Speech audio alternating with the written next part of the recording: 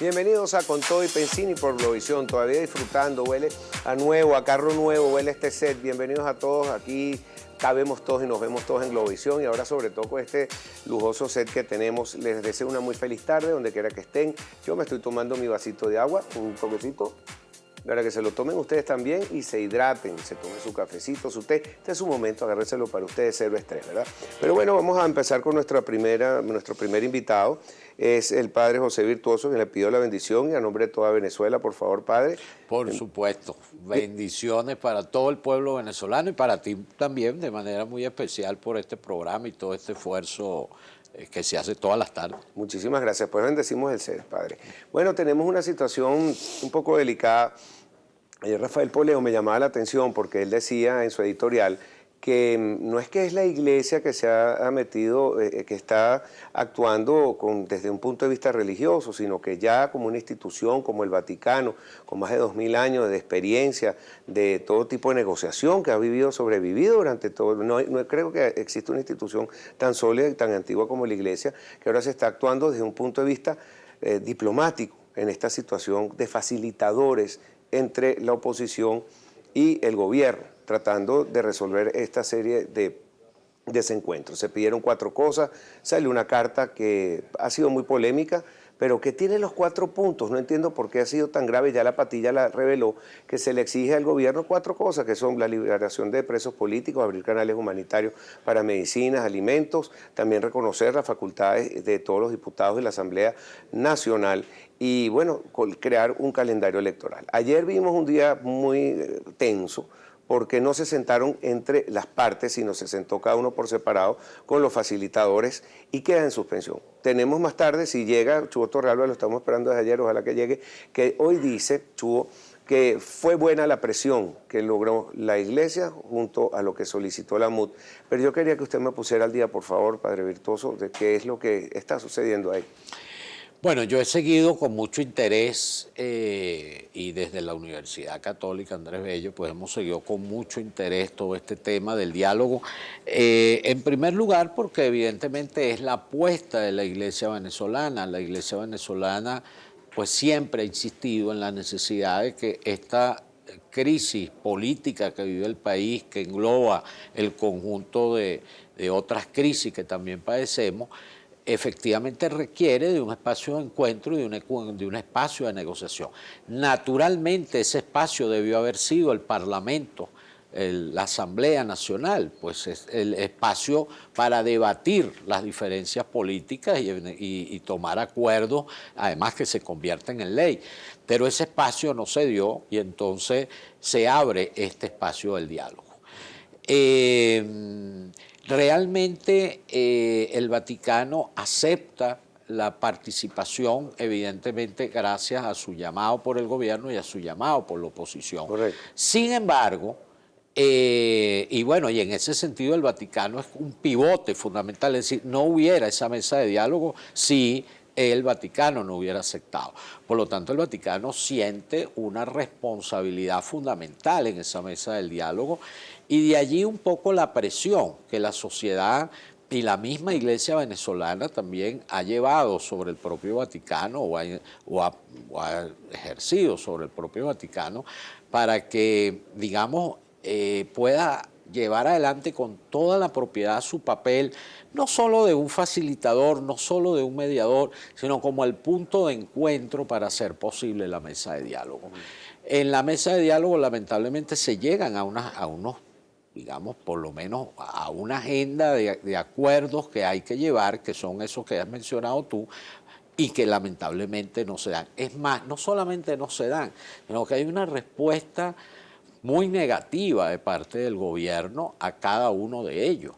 El hecho mismo de haber tomado esa medida con los containers que Cáritas, organización de la iglesia, pues por los cuales había abogado, unos containers de medicina que traían toda una serie de donaciones, y la respuesta de un tribunal es bueno, que confiscar esas medicinas. Confiscar esas medicinas.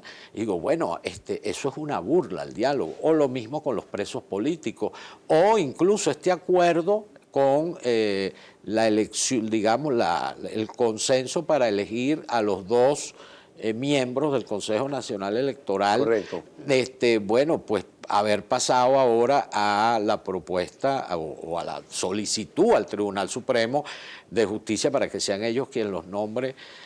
Bueno, porque supuestamente no hay condiciones en la Asamblea para nombrarlo. Bueno, todo eso lo que implica es claramente una no aceptación. Entonces, yo creo que lo que realmente hemos ganado los venezolanos en este proceso es que en medio de esta incertidumbre, en medio de esta situación de conflicto, en medio de esta situación de desconfianza mutua, en medio de esta crisis, tenemos un aliado fundamental, que es el Vaticano, que está actuando, primero como posible punto de encuentro entre las partes y segundo, muy claro de que el gobierno tiene una responsabilidad institucional que no es equiparable con la responsabilidad de la oposición, al cual se le está exigiendo respuesta como resultado del propio diálogo que se está dando. Entonces, creo que de esta crisis debe quedar claro, de esta crisis que hemos asistido en estos días, que Venezuela cuenta con un aliado importante. Padre, porque lo que está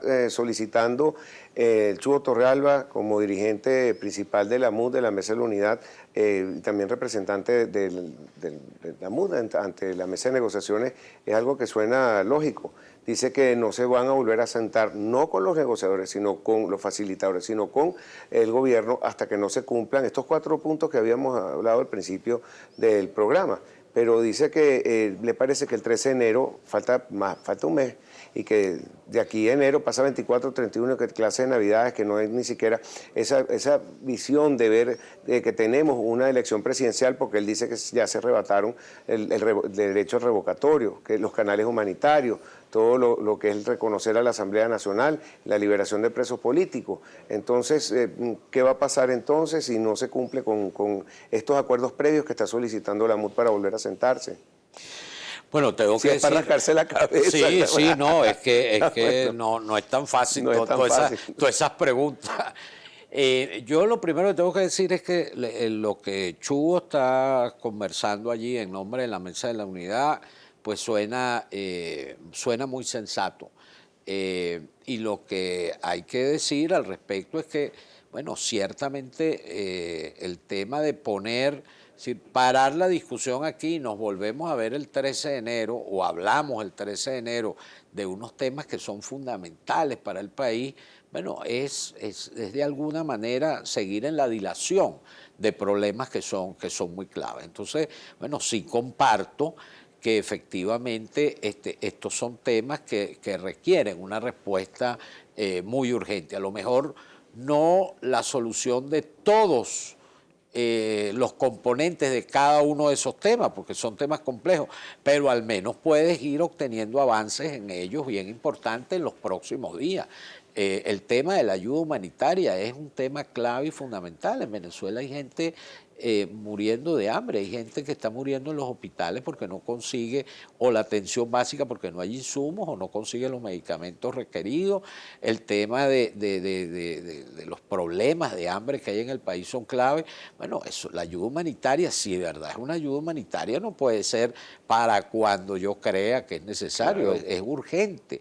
El tema de los presos políticos, hay casos ciertamente, John Goycochea se está esperando por la liberación desde hace, pues ya viene tiempo sonando en la opinión pública como algo que supuestamente está listo y nunca termina de estar listo. Entonces, claro, en ese sentido, el hablar del 13 de enero es hablar de una dilación que no tiene como mucha lógica y mucha esperanza. ¿Por qué no sale nada de esa mesa de negociación? ¿Será que pidieron como que eran 4 mesas y si no se ponen de acuerdo las 4 mesas en su totalidad, bueno, no salen? Más bien hubiera sido mejor tener una sola mesa. Esa es una pregunta. Es decir, yo sí creo que el tema de la mesa de diálogo adolece de un problema fundamental y fue lo abrupto con lo que fue cómo fue montada. Es decir, surge casi que de un día para otro. Los venezolanos nos enteramos de la mesa de diálogo casi que de golpe. bueno, de un momento a otro apareció la mesa de diálogo, los actores no estaban preparados para ello, la oposición no estaba preparada para ir a la mesa de diálogo, y no existe una metodología, unos acuerdos previamente trabajados, lo que llaman una suerte de prediálogo. Entonces, esa es una mesa que se tambalea porque está así como apuntalada con tachuelitas. Entonces, no está lo suficientemente establecida.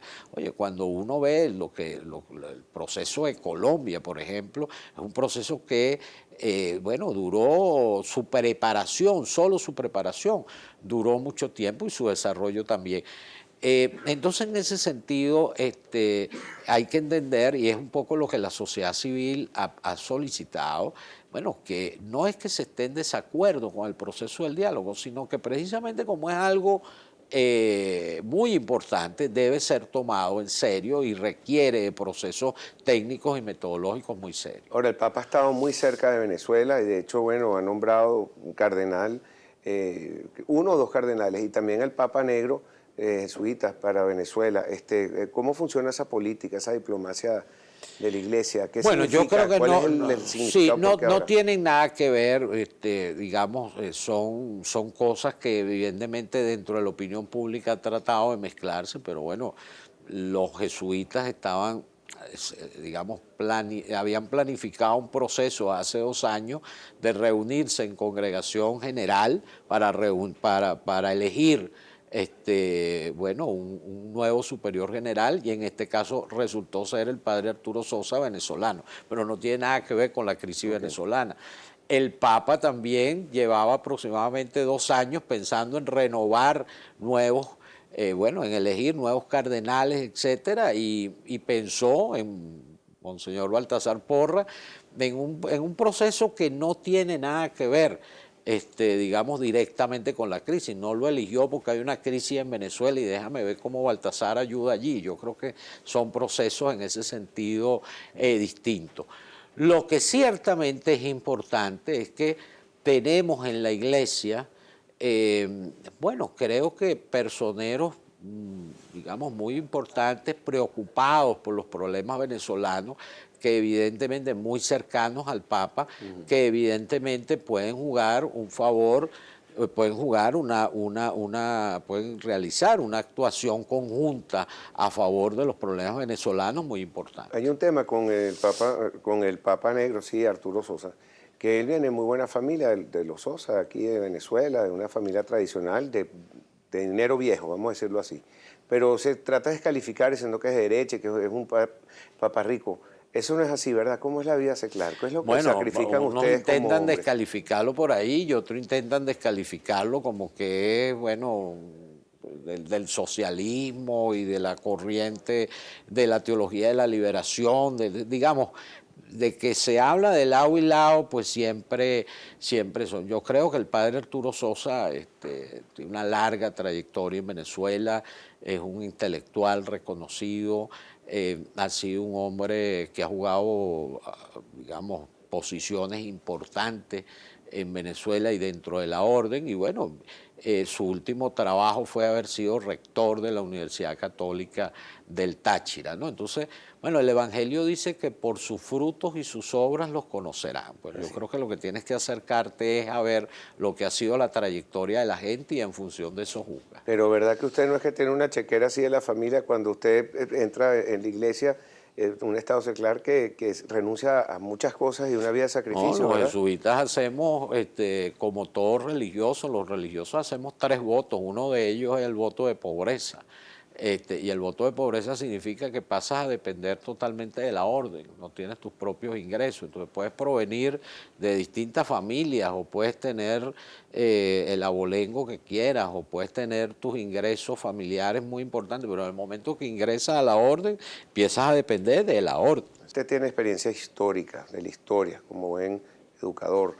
Y este proceso que está viviendo Venezuela y el proceso político, económico se han vivido en otros países, donde hemos visto que un proceso así termina pulverizando la moneda, hemos visto que ha terminado la Revolución Francesa, ha terminado con aquella del Imperio Romano, ha terminado con la Primera y la Segunda Guerra Mundial, Zimbabue que se pulverizó la moneda y ahora dicen en Zimbabue nos vamos a convertir en Venezuela y aquí nos estamos africanizando.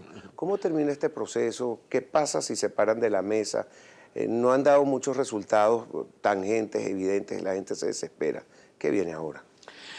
Sí, esa incertidumbre precisamente que viene ahora es vivida con dramatismo por el pueblo venezolano, por lo que significa en condiciones de vida y lo que significa en posibilidades de bienestar. Y eso es lo que se reflejó directamente en el mercado cambiario. Y por eso pues hemos tenido ese impacto cambiario tan brutal que ha pulverizado la moneda y que va a tener unas repercusiones o está teniendo unas repercusiones muy fuertes, bueno, en inflación, en escasez, en desempleo, cierre de empresas, etcétera.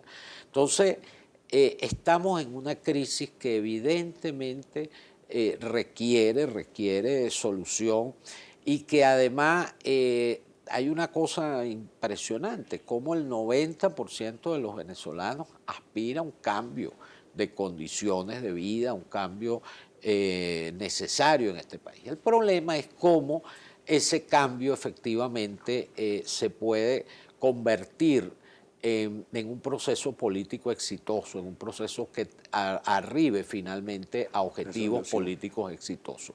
Hay que decir que este año el camino que se emprendió, bueno, no ha traído los resultados esperados. Algunos hablan de un año perdido desde el punto de vista de lo que se haya podido lograr con la Asamblea y no se logró en este proceso de impulsar el cambio, el tema del referéndum, el tema ahora de la misma mesa de diálogo, y la pregunta es, ¿y cómo seguimos?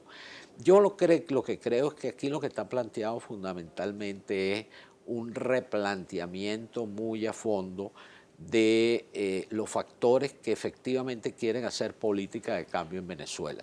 Y me refiero evidentemente a la oposición y me refiero también a otros sectores que no son la oposición, pero que están luchando por un cambio en el país.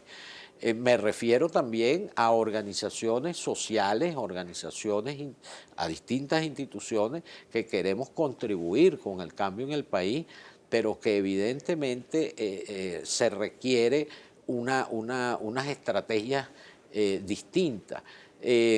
Parte de las estrategias requieren que tiene que haber una manera de lograr consensuar digamos, a los distintos actores interesados en el cambio. Va a ser muy difícil un cambio en Venezuela si no hay un respaldo profundo de movimientos sociales, si no hay un respaldo profundo de sindicatos, de empresarios, de medios de comunicación. Es necesario lograr pues una profunda articulación en torno al cambio que queremos y en torno al cambio que buscamos. Y allí está la sabiduría política. La sabiduría política tiene que estar en la capacidad de lograr esos profundos acuerdos para impulsar el cambio y los medios para poderlo hacer. Y los medios para poder hacer requieren medios estrictamente políticos como medios de presión social, como medios de actuación internacional. Es decir, aquí hay un tema de efectivamente replantearse los procesos de lucha llevados y cómo se han llevado. Esta semana la Cancillería, que es el brazo diplomático del gobierno, hizo una afirmación que eran unos ilusos de la parte de la MUD y de la oposición, porque nada de lo que saliera de esa mesa era vinculante. Entonces, si es una mesa de negociación es para llegar a acuerdos. Lo que es vinculante siempre que se llegue a acuerdo y se tome en cuenta para salir y se cumpla con la Constitución, por ejemplo, que se cumpla. Pero si esto es el brazo diplomático del gobierno y está hablando de esa manera, se puede confiar que en un futuro cercano, de aquí al 13 de enero, se puedan tener algunos resultados, ¿no viste? Bueno, parte de por qué las dificultades de lograr acuerdos es precisamente por esta forma irresponsable como se han planteado. Lo mismo la respuesta recibida por un alto vocero oficial de la carta que envía el secretario de Estado. Bueno, ya tuvo una respuesta, una sarta de insultos.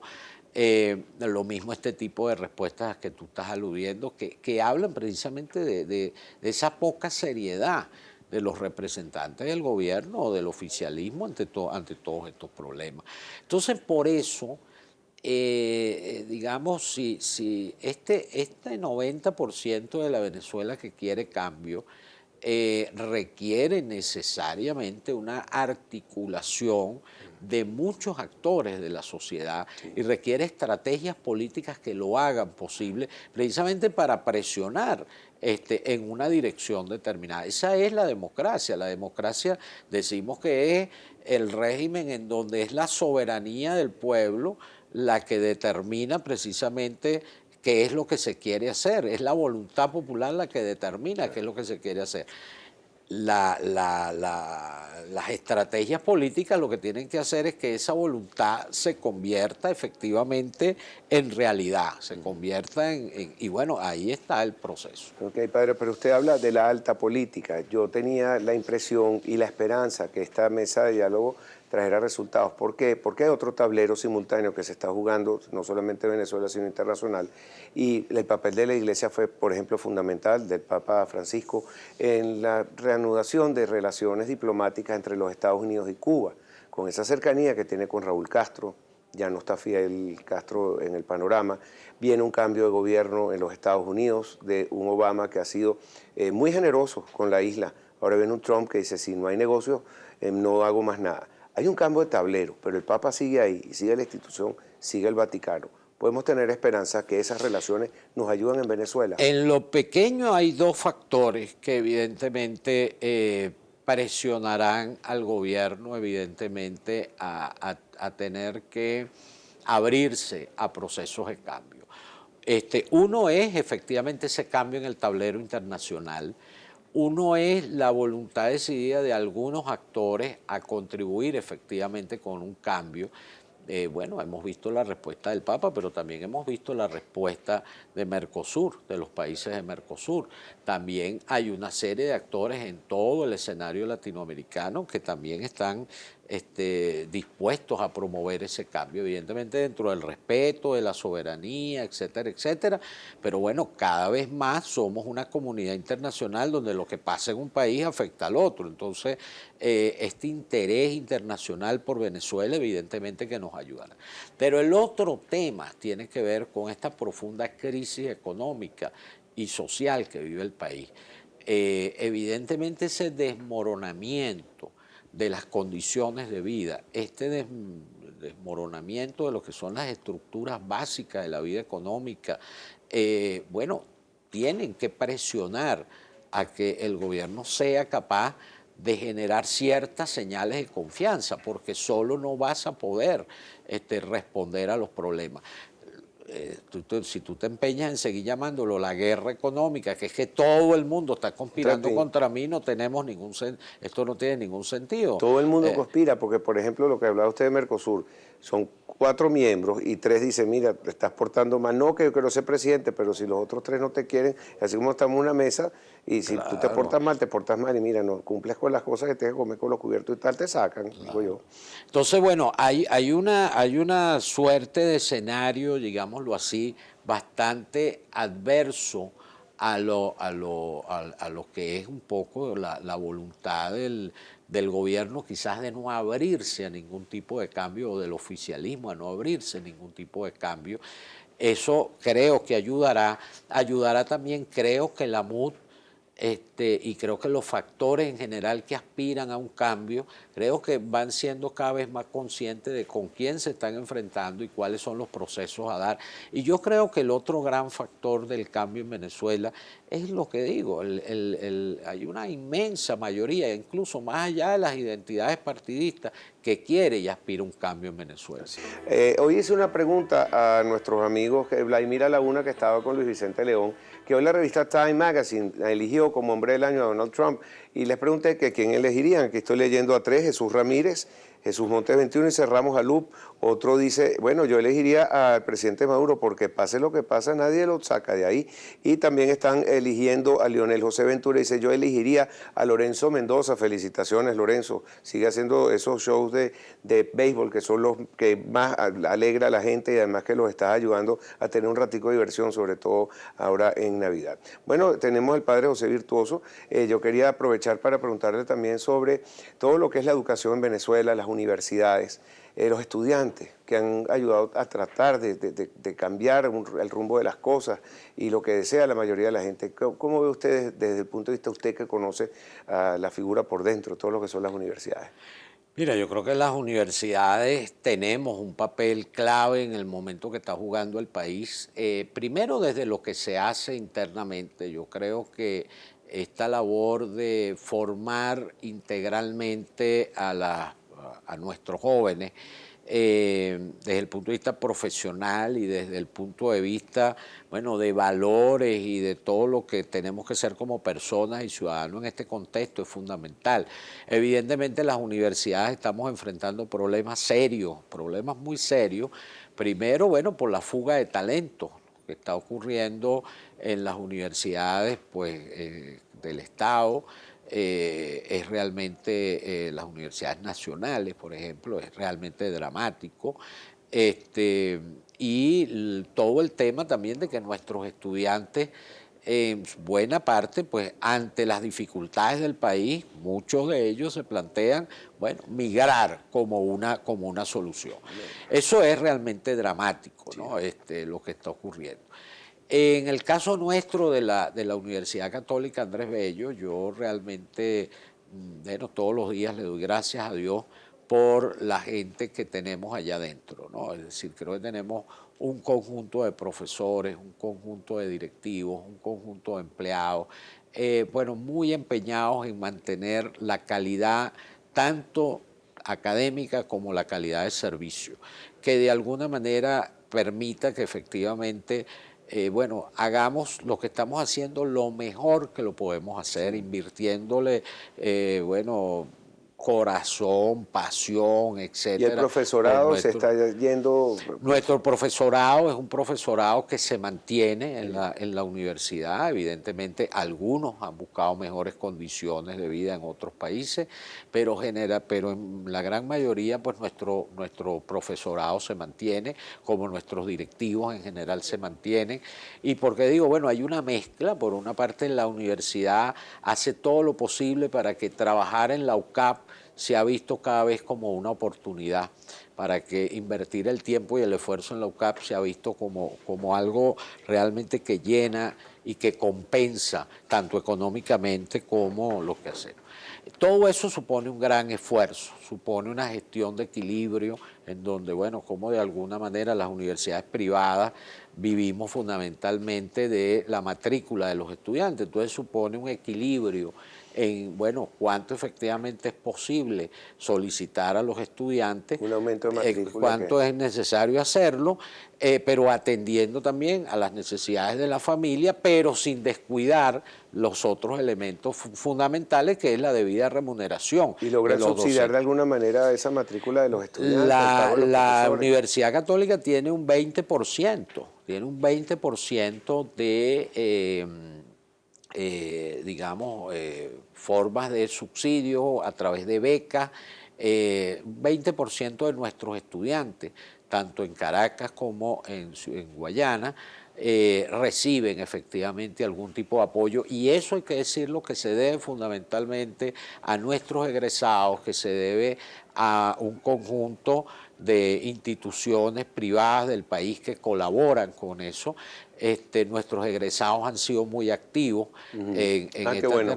Han y, sido y colaborando bueno, con su alma mater. Y que me sirva también este espacio para decir que la Universidad Católica sigue esperando. Por ejemplo, el domingo que viene tenemos un encuentro familiar con nuestros egresados que comienza a las 10 de la mañana en la Universidad Católica Andrés Bello. Así que, pues, los que me estén escuchando en este contexto, pues siéntanse invitados a Muchísimas participar. gracias. Mire, padre, me están diciendo que si usted exorciza, para ver si le puede hacer un exorcismo a la moneda venezolana, porque el DICOM llegó a 666. Entonces, y quizás ahí tenga pues la solución. También les preguntan que cuál es el rol del Papa, si ha estado pendiente de lo que está sucediendo aquí, si habla con los otros representantes de la Iglesia, cuál es la posición de Parolín. Bueno, yo creo que fundamentalmente el Papa está tremendamente interesado, informado de todo este tema, y evidentemente hay una relación muy importante entre lo que es la Iglesia en Roma, a través del Estado del Vaticano, y bueno, pues el secretario de Estado, que es Monseñor Parolín, y nuestra conferencia episcopal en general. Bueno, fundamentalmente con la Conferencia Episcopal, que es la representante de la Iglesia en Venezuela, hay una relación pues muy importante que mantiene ese flujo de información permanente. Sí, también pregunta, por ejemplo, Gilberto Gudiño, hace una afirmación: creemos en Venezuela, nuestra generación estaría por la diáspora, pero no amputada, vamos a forjar la nueva Venezuela y muchos volverán. También hablan sobre el padre Sosa, que tuvo una entrevista en Globovisión, aclaró todo sobre su nombramiento, nada que tiene que ver con la situación de Venezuela. Dice, la Iglesia Católica es un facilitador y muchos le exigen y demandan cosas como si ellos decidieran. Le considera Star Blue de fugaz, que es un abuso. ¿Qué opina usted? Sí, exactamente. El Papa y en este sentido el Vaticano es un facilitador, evidentemente, como decía al inicio de este programa, es un facilitador con un rol muy especial porque ha sido el factor que ha permitido que pues tanto el gobierno como la oposición se sienten. Pero evidentemente las decisiones no las pone no las toma el Papa, evidentemente la agenda no la pone el Papa, sino que es un tema que tienen que conversar los distintos actores. Es más, y ha jugado, hay que decir, por eso digo, este rol tan importante que ha jugado en esta semana el Vaticano, el Papa, a través de Monseñor Pietro Parolín, enviando pues esta carta al gobierno exigiendo el cumplimiento de los acuerdos. Bueno, me parece que es un rol ya muy activo y lo que habla es que, bueno, Venezuela tiene ahí un aliado muy importante. Padre José Virtuoso, ¿nos puede enviar un mensaje? Ahora es Navidad, tenemos un minutico para que aliviar a tanta gente que está como angustia. Navidad es tiempo de esperanza, es el tiempo en que los cristianos creemos que Dios no se quedó en los cielos, sino que decidió habitar en medio de nosotros y se hizo niño en medio de nuestros niños y creció y vivió esta historia. Dios conoce este mundo y vino precisamente en el niño Jesús para señalarnos claramente el camino. Y el camino consiste en ese gran sueño de ser hermanos, de construir la justicia, de construir un mundo en donde se respeten los derechos humanos, de construir un mundo de paz y de verdad. Jesús vino a enseñarnos cómo vivir realmente como hermanos. Creemos que ese mensaje sigue vivo, que Dios nos acompaña y que hay muchos cristianos y no cristianos, incluso en otras religiones que no son la religión católica, que luchan por ese mundo ideal. Y en este tiempo de Navidad es renovar esa esperanza de que eso que soñamos y queremos es posible. Es posible porque creemos en nosotros, porque creemos en este país, porque creemos en tanta gente buena y porque creemos que Dios nos acompaña en esa lucha. Padre, así que nada de desesperanza ni frustración. Así es. Y no tengamos miedo, decía el Papa. Bueno, Padre, esta es su casa cuando usted quiera. Ahora me bendice el set rapidito y Agnus Dei, Quittore, Pacata Mundi, ora pro nobis. Amén. Bueno, ya regresamos.